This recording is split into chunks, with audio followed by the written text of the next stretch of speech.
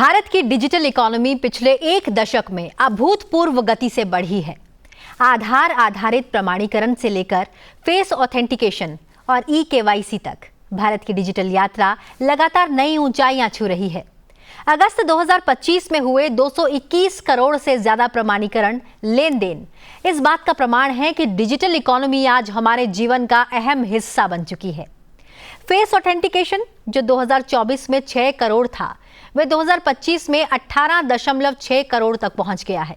यह दिखाता है कि भारत की डिजिटल इकोनॉमी न सिर्फ मजबूत हो रही है, बल्कि भरोसेमंद भी बन रही है। तो आज का सवाल है, डिजिटल इंडिया ने कैसे बदला भारत का चेहरा और डिजिटल इकोनॉमी की अगली छलांग क्या होगी? नमस्कार, आप देख रहे हैं सनसेट टीवी का बेहद खास कार्यक्रम इनसाइट और मैं हूं आपके साथ दीक्षा कोहली। आइए आज चर्चा करते हैं एक बहुत ही महत्वपूर्ण विषय पर, डिजिटल इकोनॉमी के विस्तार और उसके अवसरों और उससे जुड़ी चुनौतियों पर।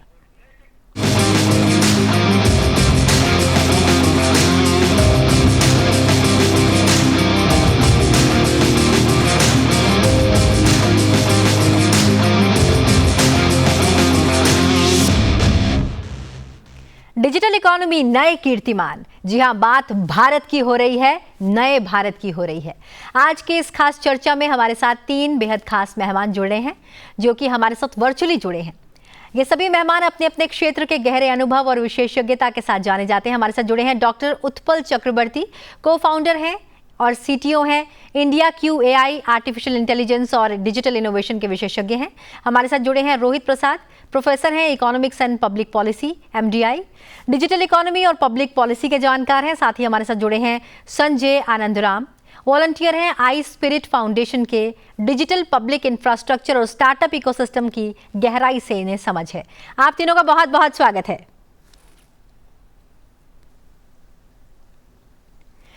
तो चलिए करते हैं शुरुआत। डॉक्टर उत्पल जी, आपसे ही शुरुआत करूंगी।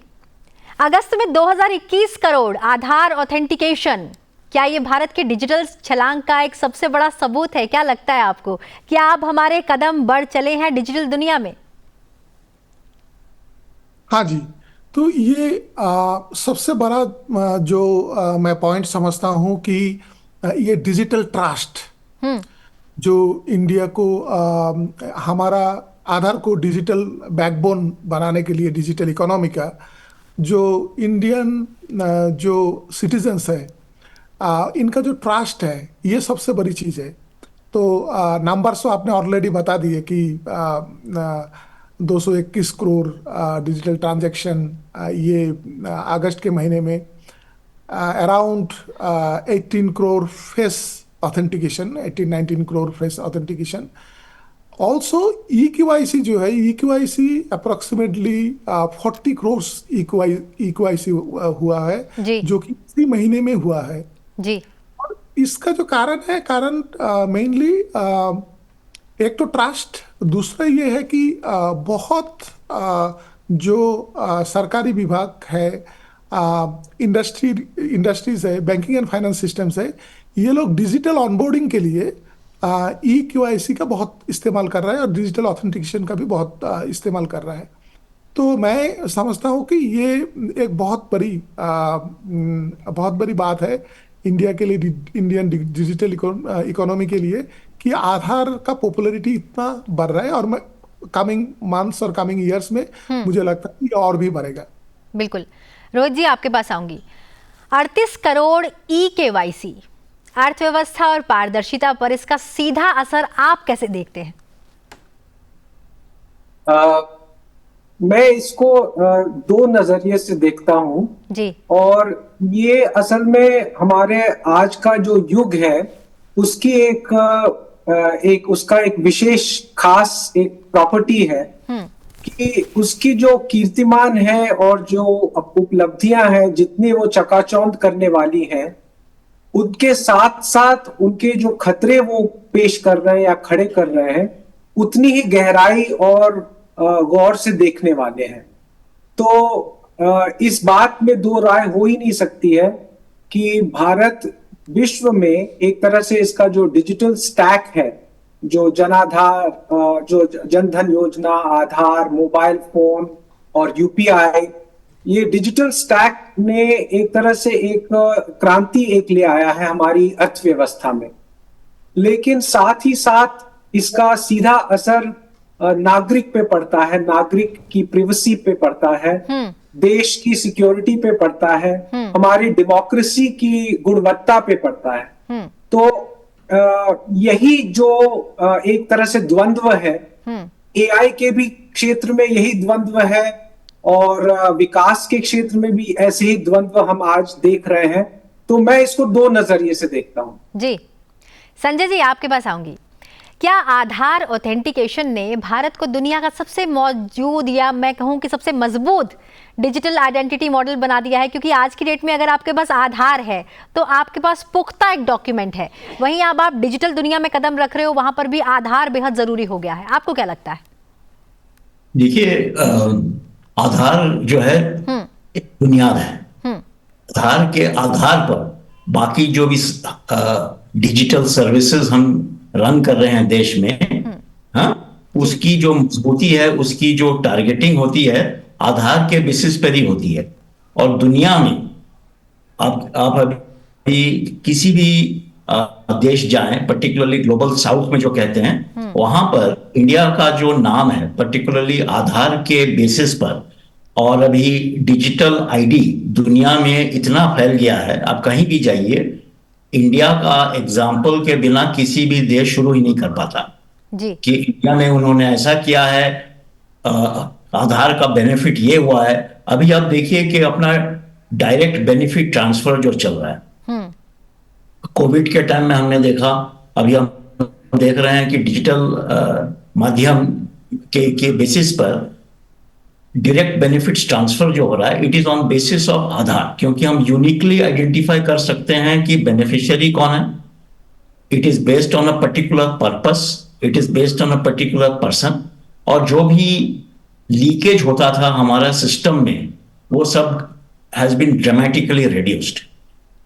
और ये हुआ एक बहुत ही बड़ा कदम, और बेस्ड ऑन ट्रस्ट, मतलब जन विश्वास इंक्रीज हो रहा है, बढ़ रहा है। और सिर्फ बेनिफिट्स ट्रांसफर के क्षेत्र में नहीं, एक बहुत ही इंपॉर्टेंट एरिया है कि लेंडिंग और क्रेडिट में जो भी अकाउंट एग्रीगेटर का जो सिस्टम अभी आरबीआई भी अप्रूव किया है, और जिसमें हम देख रहे हैं कि स्मॉल एंड मीडियम बिजनेसेस जो हैं देश के, जो एमएसएमई कहा जाता है, को अगर क्रेडिट उपलब्ध करना है बैंक से, पहले क्या होता था कि they had to fill up दुनिया भर के फॉर्म्स, दुनिया भर के अप्रूवल्स चाहिए थे। अभी क्या हो रहा है कि डिजिटल मीन्स के माध्यम से उनका ऑथेंटिकेशन हो रहा है, उनका बैंक अकाउंट वेरीफाई होता है, क्योंकि वो जैम ट्रिनिटी या जनधन बैंक अकाउंट के माध्यम से। थर्ड हो गया कि आपका यूपीआई के सिस्टम से उनको क्रेडिट उपलब्ध हो रहा है। एंड उनका अभी डॉक्यूमेंटेशन की जो पहले जो रिक्वायरमेंट थी जी, वो अभी करीब 0 हो गया है। हाँ, तो मतलब it is quick, it is fast जी, and it is low cost, which means कि जो भी अगर हमारा इकोनॉमी आप देखें $4 ट्रिलियन का है अभी, और आगे बढ़कर 7.5 या 10 ट्रिलियन होगा इन द नेक्स्ट 5 साल।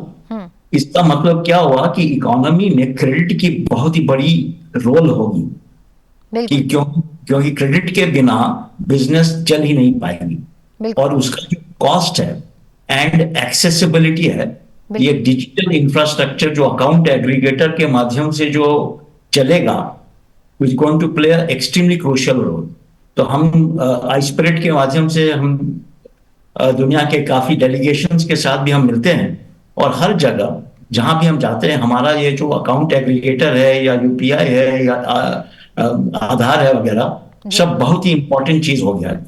जी, डॉक्टर उत्पल आपके पास आऊंगी। हम फेस ऑथेंटिकेशन की बात करते हैं। हम ये कहते हैं कि फेस ऑथेंटिकेशन से चीज़ें आसान हो गई हैं, निश्चित रूप से हो गई हैं, लेकिन जहां अच्छाइयां होती हैं वहां चुनौतियां भी होती हैं। आपको क्या लगता है, फेस ऑथेंटिकेशन तेज और पारदर्शी सेवाओं का अब नया चेहरा तो है, लेकिन सुरक्षा की नई चुनौतियां अब क्या हैं? फेस ऑथेंटिकेशन जो है कॉन्टैक्टलेस है। तो इतने दिन में हमारा क्या था कि फिंगरप्रिंट्स या बाकी कुछ इस्तेमाल करते थे, लेकिन कॉन्टैक्टलेस हो गया है, फेस से कर सकते हैं। एंड फेस जो रिकॉग्निशन या ऑथेंटिकेशन है, ये एक बहुत ही स्ट्रांग ऑथेंटिकेशन मीन्स है, क्योंकि ये खाली फेस का ही नहीं, ये लाइवलीनेस डिटेक्शन भी होता है। जी। लाइवलीनेस डिटेक्शन कैसे? अगर मेरा फेस का अगर कुछ किसी को अगर कुछ फ्रॉड करना है, तो वो कुछ मेरा फोटोज इस्तेमाल करके ऐसा करने का कोशिश कर सकते हैं, जो कि भी उतना आसान नहीं है। बिल्कुल, क्योंकि बिल्कुल। एआई सिस्टम्स है, वो एआई सिस्टम्स आजकल जो है बहुत ही एडवांस्ड है। उसके साथ जब भी हम लोग लाइवलीनेस डिटेक्शन इंक्लूड कर दिए, तभी वो देखते हैं कि हमारा जो आंखें है वो ब्लिंक कर रहा है कि नहीं, मेरा फेस में मैं कुछ बात कर रहा हूँ कि नहीं, मेरा मूवमेंट्स कुछ हो रहा है कि नहीं। तो ये सब कुछ मिला के ये एक ऑथेंटिकेशन होता है, और ये बहुत ही स्ट्रांग ऑथेंटिकेशन है। जी। लेकिन आप बोले कि जितना हमारा स्ट्रांग सिक्योरिटी सिस्टम है, हैकर्स है, वो लोग उतना नए नए तरीके लेके आ रहे हैं हैकिंग करने के लिए या कोई साइबर अटैक करने के लिए। तो ये एक बहुत बड़ी चैलेंज है, और ये एक आप बोल सकते हैं कि एक लड़ाई है, जो कि अच्छाई और बुराई के बीच में जो लड़ाई होते रहता है। तो हम लोग स्ट्रांग बनाना पड़ेगा। बिल्कुल। एक नंबर तो ऑथेंटिकेशन प्रोसेस, उसके साथ साथ डेटा प्राइवेसी एंड सिक्योरिटी, क्योंकि आप वो डेटा ले रहे हो, अभी इतनी डेटा अगर किसी तरीके से लीक हो गया, किसी का हाथ में आ गया, तो इसी डेटा को यूज करके वो लोग बहुत कुछ सिस्टम को हैक कर सकता है, बहुत कुछ सिस्टम को ये कर सकता है। बिल्कुल। और आजकल ये नॉट ओनली ऑथेंटिकेशन, आजकल तो सब जगह ये यूज हो रहा है।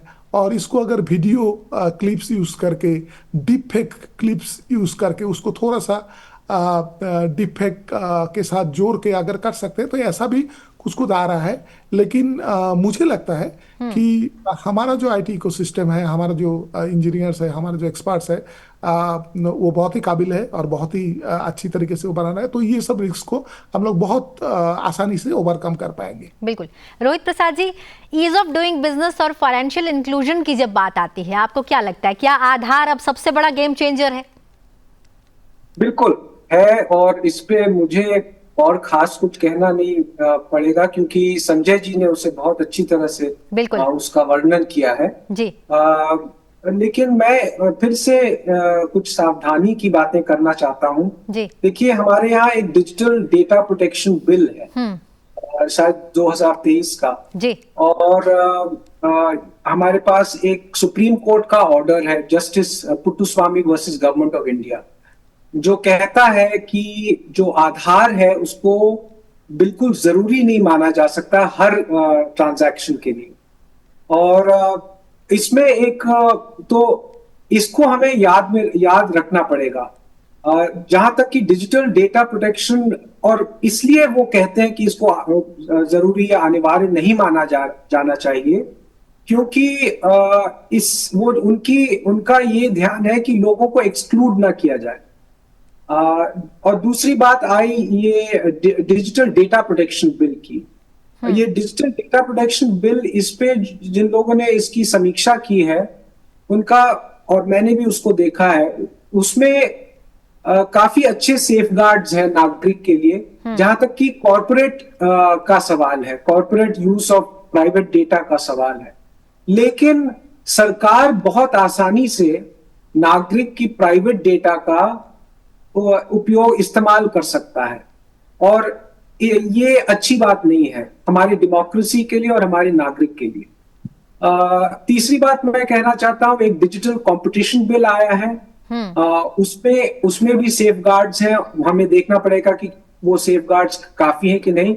आखिर में मैं ये कहूंगा कि यूरोप में एक global data protection regulation bill आया है जी, और मेरे मानने में वो जो बिल है वो सबसे संतुलित बिल है, जिसमें जो एक मेज के 3 पैर हैं, एक तरफ सरकार, दूसरी तरफ कॉरपोरेशन और उपभोक्ता, और तीसरी तरफ नागरिक और डेमोक्रेसी। इन तीनों पैरों को सबसे संतुलित तरह से, सबसे संतुलित नजरिए से वो वाला बिल देखता है। तो इसलिए हमें अपने हमारा जो विकास है डिजिटल दुनिया में, उसको हमें मानना चाहिए और उसको सेलिब्रेट करना चाहिए, और उस पे हमें रश्क है, लेकिन साथ ही साथ हमें संभल के आगे बढ़ना चाहिए। बिल्कुल। यहाँ मेरा एक सवाल ये भी आएगा संजय सर आपसे कि आपको क्या लगता है कि भारत नेट और आधार, क्या ये सच में गांव और शहर की डिजिटल डिवाइड को मिटा रहे हैं, या फिर यूं भी कहा जा सकता है कि बढ़ती हुई डिजिटल इकोनॉमी असमानता भी बढ़ा रही है? आप क्या कहेंगे? हाँ, तो उससे पहले अगर आप इजाजत दें तो मैं दो क्विक पॉइंट कहना चाहूंगा टू जी। डॉक्टर पल चक्रवर्ती और रोहित जी का। बिल्कुल। फेस रिकॉग्निशन का जो है जी।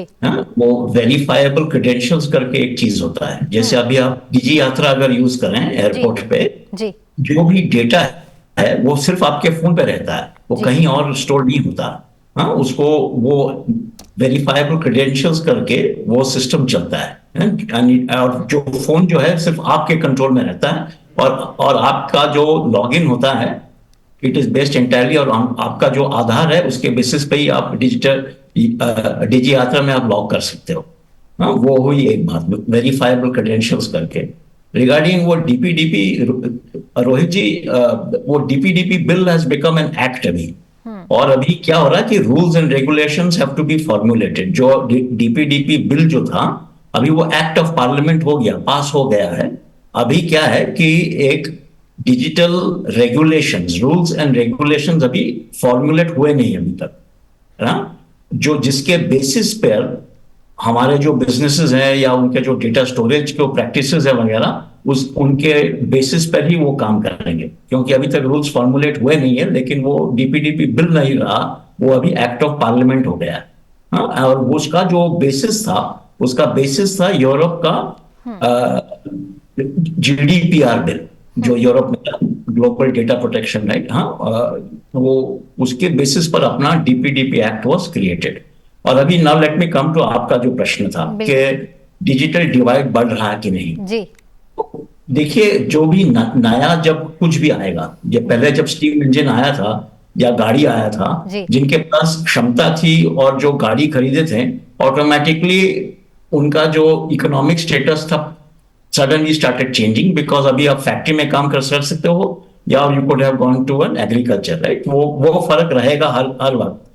लेकिन अभी क्या हो रहा है कि सरकार is investing heavily into digital skilling. जी। जैसे 1980s में डिजिटल प्रोग्रामिंग और कंप्यूटर का जो हर मोड़ पर, हर रास्ते पर एक कंप्यूटर प्रोग्रामिंग का इंस्टीट्यूट स्टार्ट हो गया था। तो हर कोई क्लास 10 या क्लास 12 के बाद जाकर वहां पे कंप्यूटर सीखता था और कुछ ना कुछ नौकरी मिल जाती थी उसको। सिमिलरली डिजिटल स्किलिंग और एआई के बारे में लोगों को जितना जानना है और क्या करना है, टूल्स के बारे में जो भी सीखना है वगैरह वगैरह, सो डिजिटल स्किलिंग बहुत ही इंपॉर्टेंट चीज है, बहुत इंपॉर्टेंट। और इंक्रीजिंगली क्या होगा ओवर टाइम, जो इनिशियली अभी अपना जो इनइक्वालिटी है, डिजिटल इनइक्वालिटी जो हम कहते हैं, धीरे धीरे वो और भी कम होते जाएगा, क्योंकि as more people become aware, और जो स्किलिंग होता है उनका वो बहुत ही इंपॉर्टेंट चीज है। और उसके कारण क्या होगा कि अभी जो हम देखते हैं कि बहुत ही फासला है वो हैव्स और हैव नॉट के बीच, वो धीरे धीरे और भी घटता जाएगा। बट इस ऑल दिस जो नया है ना, तो टाइम देना चाहिए। जैसे आधार जो आप देखें 2009 में शुरू हुआ आधार, 16 साल हुआ अभी तक राइट। यूपीआई हुआ 2016 में और अभी 9 साल। तो जो भी है अपना बड़ा पॉपुलेशन है, और हमारे यहाँ पे ढेर सारे इंडियाज भी, एक इंडिया 1 है और इंडिया 4 है, इंडिया 5 है राइट। धीरे धीरे सब होगा, थोड़ा सा धीरज और पेशेंस। बिल्कुल पेशेंस रखने की बहुत जरूरत है। उत्पल जी, यहाँ एक सवाल ये भी आता है कि आधार और डीबीटी से सरकार को पारदर्शिता और लाभार्थियों तक योजनाएं पहुंचाने में क्या उपलब्धियां मिली हैं? आई थिंक जो फर्स्ट ऑफ ऑल जैसे कि संजय जी ने भी बताया कि अभी ये तो बहुत ही आसान हो गया है कि एक इंडिविजुअल को यूनिकली आइडेंटिफाई करना वो एक बहुत बड़ी चैलेंज है। एंड कोई भी देश में ऐसा मेरे ख्याल से इतना ये नहीं है अभी। बाकी देश में भी अगर हम लोग देखेंगे जी। तो और इतना बड़े पॉपुलेशन का ये करना, तो आई थिंक बहुत कुछ चीज़ें जैसे कि कोई भी सुविधाएं जो है वो डायरेक्टली पहुंच सकते हैं। जी। ऑनबोर्डिंग पूरा डिजिटल हो गया है, इसीलिए टाइम बहुत कम लग रहा है। आज कोई भी अगर आप एक स्टार्टअप अगर रजिस्टर करना चाहते हो एमसीए साइड में, आप कुछ ही मिनटों में कर सकते हो आज ये करके विद अदर ऑथेंटिकेशन एंड हमको कुछ ओटीपीज उत्पल जी, मैं यहाँ पर एक टेक्निकल सवाल भी पूछना चाहूंगी। यूपीआई और आधार आधारित ऑथेंटिकेशन ने टेक्नोलॉजी के जरिए ग्लोबल बेंचमार्क सेट किया है, ये हम सब जानते हैं, लेकिन इसके पीछे कौन सी तकनीकी मजबूती रही? ये बहुत मतलब एक ही टेक्नोलॉजी ऐसा नहीं है, अगर बताया जाए तो बहुत कुछ टेक्नोलॉजीज इसमें है। जैसे कि एआई तो एक रोल प्ले कर ही रहा है, क्योंकि अगर फेस ऑथेंटिकेशन देखेंगे, बाकी सब चीज देखेंगे, उसके सिवा ये एक बहुत ही रोबस्ट सिस्टम है। क्योंकि आप समझ रहे हो कि इतने ट्रांजैक्शन को इतने जो कि मिनटों में हो रहा है, इसको ऑथेंटिकेट कर रहा है, इसको सब कुछ कर रहा है। तो ये जो बैकबोन बनाया गया है, प्लेटफॉर्म का जो बैकबोन है, ये बहुत ही स्केलेबल एंड यूनिक बैकबोन है। तो टेक्नोलॉजी और बहुत कुछ टेक्नोलॉजीज आया है, उसमें एआई भी एक छोटा हिस्सा है जो प्ले है, जो कि मेनली ये सब जो भी मेन ऑथेंटिकेशन है, फिंगरप्रिंट ऑथेंटिकेशन और कॉन्टैक्टलेस फेस ऑथेंटिकेशन, उसमें आने के लिए। बिल्कुल, आपने एआई का जिक्र किया। रोहित जी, आपसे जानना चाहूंगी, एआई और सेमीकंडक्टर मिशन, जो कि हाल ही में अभी एक चिप भी लॉन्च हुआ है, भारत को टेक्नोलॉजी हब बनाने की दिशा में कितने प्रभावी साबित होंगे हमारा, क्योंकि अगला कदम अब सेमीकंडक्टर की ओर बढ़ता जा रहा है, आप क्या कहेंगे?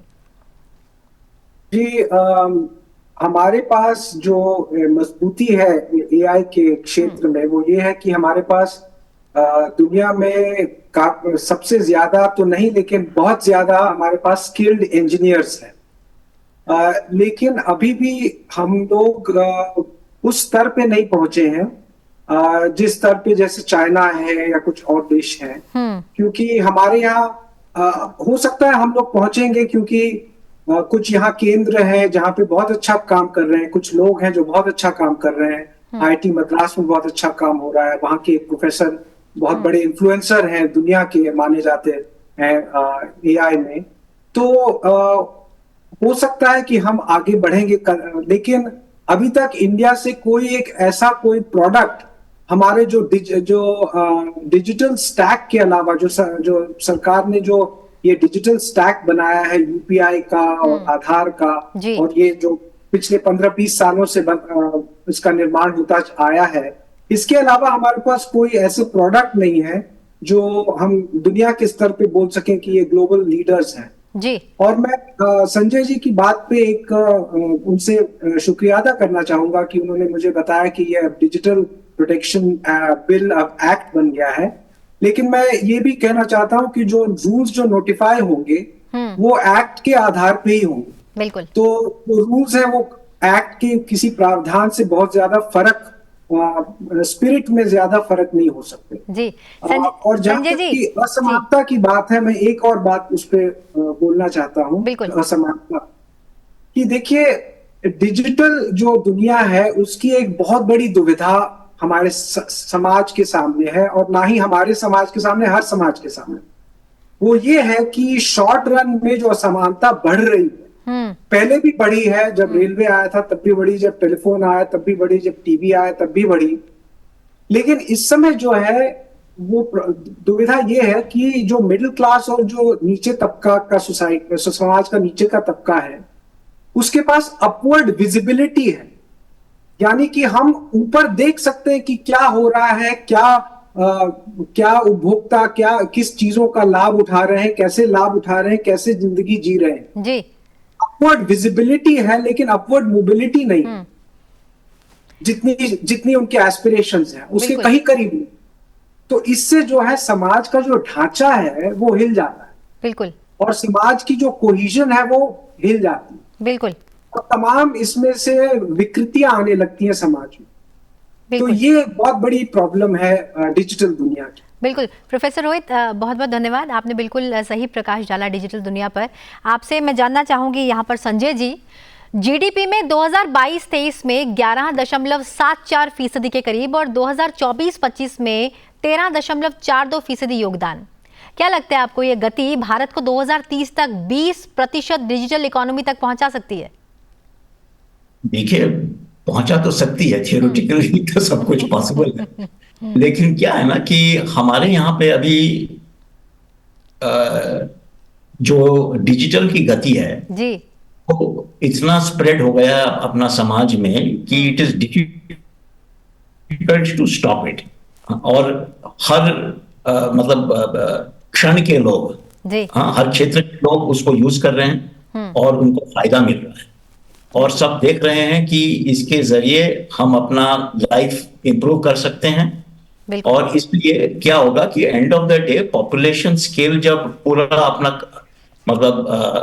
कलेक्टिव कंधा बिल्कुल ये धक्का देगा तो चक्का तो और जोर से हिलेगा, राइट, और कुछ आगे बढ़ेंगे। तो ये जो आइडिया है बहुत ही इंपॉर्टेंट आइडिया है कि होल ऑफ नेशन जी, सारा जो भी अपना देश है और समाज है, सरकार है, बाजार है, सब एक साथ होल ऑफ नेशन अप्रोच जो हमको लेना है बहुत ही इंपॉर्टेंट है। 13-14 साल से प्रोडक्ट नेशन की ओर हम अपना योगदान कर रहे हैं कि देश जो है सर्विसेज से प्रोडक्ट नेशन बने, खुद का डिजाइन, खुद का इंटेलेक्चुअल प्रॉपर्टी, खुद का स्टैंडर्ड्स, खुद के इंस्टीट्यूशंस जो हो, इसलिए कि बाकी सब जो है दुनिया के लोग हमारे स्टैंडर्ड, हमारे आईपी लेकर वो आगे बढ़े, ना कि हम उनके स्टैंडर्ड्स और उनके आईपी लेकर हम चले। बिल्कुल, आपने बिल्कुल सही कहा। क्योंकि हम कार्यक्रम के बिल्कुल अंत तक पहुंच गए, क्विक रिएक्शंस में आपके लेना चाहूंगी। डॉक्टर उत्पल, आपके हिसाब से आने वाले 5 वर्षों में भारत की डिजिटल इकोनॉमी में आधार की भूमिका कहां तक पहुंचने वाली है? आधार की भूमिका, बिकॉज आधार से हम बहुत डाटा कलेक्ट कर रहे हैं अभी, हर एक दिन जितना भी ट्रांजैक्शन हो रहा है वो डाटा कलेक्ट, वो डेटा को अगर प्रोसेस हम लोग करें तो हम लोग को एक्चुअली पता चल जाएगा, बहुत कुछ चीज़ें पता चल जाएगी। वो एनालिटिक्स अगर हम लोग रन करें और वो एनालिटिक्स से हम लोग बहुत कुछ सुविधा, हम लोग को ये पता चल सकता है कि कोई कौन सा क्षेत्र में किसका कमी है, क्या चीज़ को इम्प्रूव करना है, वो सब। तो ये एक बहुत बड़ी चीज़ें है। और आधार का फीचर्स भी बहुत बढ़ाना है। अभी जो फीचर्स है ये लिमिटेड फीचर्स है, इसको और भी आगे हम लोग लेके जा सकते हैं, एआई को इंटीग्रेट कर सकते हैं कि एआई एक बहुत पावरफुल वे से आ रहा है, और उसको अगर पूरी तरीके से इंटीग्रेट करेंगे तो मेरे ख्याल से आने वाले 5 साल में आधार एक बहुत बड़ी डिजिटल बैकबोन बनने वाली है। और हर एक क्षेत्र में आई थिंक ये एक unified authentication and identification mechanism के जैसे हम लोग यूज कर सकते हैं। बिल्कुल। प्रोफेसर रोहित, आपके हिसाब से 10 सालों के बाद भारत डिजिटल इकोनॉमी के क्षेत्र में कहाँ होगा? 10 सालों के बाद भारत बहुत आगे होगा, डिजिटल इकोनॉमी में बहुत आगे होगा और बहुत विकास करने वाला है। और उसके साथ साथ डिजिटल इकोनॉमी की जो समस्याएं हैं उसका भी उसको सामना करना पड़ेगा। जैसे कि मैं सोचता हूं कि अगले 5 सालों के अंदर, 10 साल की बात तो दूर की है, यहाँ पे एक लेंडिंग बबल जिसको बोलते हैं क्रेडिट बबल बनेगा और क्रेडिट बबल बर्स्ट करेगा। जो आधार पर जो लेंडिंग हो रही है उसके कारण एक क्रेडिट बबल बनेगा और बर्स्ट करेगा, जो इंडिया में पहले कुछ कमी हुआ है, लेकिन आपका जवाब ये है कि बहुत आगे बढ़ने वाला है, बहुत आगे बढ़ने वाला है। संजय जी, बहुत क्विक रिएक्शन, बिल्कुल क्लोजिंग पर मैं हूं। क्या लगता है आपको, यूपीआई दुनिया देख रही है, हम भारत जो हैं वो एक नई ताकत बनकर उभर रहे हैं, अगले 5 साल में भारत कहां, क्या हम सबके लिए एक रोल मॉडल बनने वाले हैं? 100%, क्योंकि जब मन में है विश्वास बाकी सब बकवास। बहुत बहुत धन्यवाद। बिल्कुल, आपने बिल्कुल सही कहा, जब मन में है विश्वास बाकी सब बकवास। निश्चित रूप से भारत बहुत आगे जाने वाला है। विश्व गुरु तो हम निश्चित रूप से हमेशा से थे ही, और आज दुनिया को भी ये संदेश देंगे, चाहे वो क्षेत्र कोई भी हो, डिजिटल इकोनॉमी का ही क्यों ना हो। बहुत बहुत धन्यवाद आप तीनों मेहमानों का हमारे साथ इस कार्यक्रम में जुड़ने के लिए।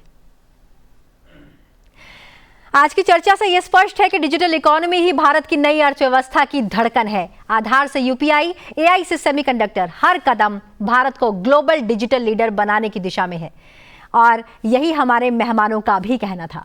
इसी के साथ फिर मिलेंगे इनसाइट के अगले अंक में। तब तक के लिए याद रखिए, डिजिटल ताकत से ही बनेंगे नए भारत के नए आयाम। डिजिटल इकोनॉमी, नया भारत और स्थापित होंगे नए कीर्तिमान। दीजिए इजाजत, बने रहिए सनसद टीवी के साथ। नमस्कार।